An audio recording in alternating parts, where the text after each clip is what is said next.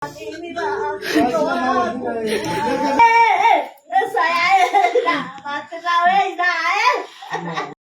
Oknum anggota TNI AL Serda A dan Aryan Marsal ungkap motifnya nekat membunuh Iwan Sutrisman Telaum Banua, 21 tahun. Komandan Polisi Militer Lantamal 2 Padang, Letkol Laut Yasir Fadli Dayan mengatakan Serda A dan nekat membunuh Iwan karena merasa didesak keluarga korban. Ia menuturkan keluarga korban mendesak Serda A dan agar segera meluluskan Iwan menjadi TNI AL. Selain itu pelaku juga didesak oleh pihak keluarga untuk mengembalikan uang. Ujar Yasir saat konferensi pers di Lantamal 2 Padang Selasa 2 April 2024. Adapun uang yang dimaksud pihak keluarga adalah uang yang mereka berikan untuk Serda A dan guna meloluskan Iwan menjadi TNI AL. Namun, itu hanya iming-iming pelaku kepada keluarga korban. Yang sebenarnya terjadi adalah Serda A dan menipu keluarga Iwan. Karena pelaku tak bisa mengembalikan uang tersebut, akhirnya muncullah niat jahat menghabisi nyawa Iwan. Rencananya pembunuhan Serda A dan pun merencanakan pembunuhan terhadap Iwan. Perencanaan di Kota Padang dan eksekusi pembunuhan di Sawah Lunto Sumbar terangnya. Dalam melancarkan aksi kejinya, Serda A dan dibantu seorang eksekutor yakni Alvin menusuk korban menggunakan pisau di bagian perut dan dada, sementara Serda A dan menelintir kepala korban. Jadi, yang mengeksekusi korban dengan menusuk pisau ke bagian perut dan dada korban dari depan adalah tersangka Alvin.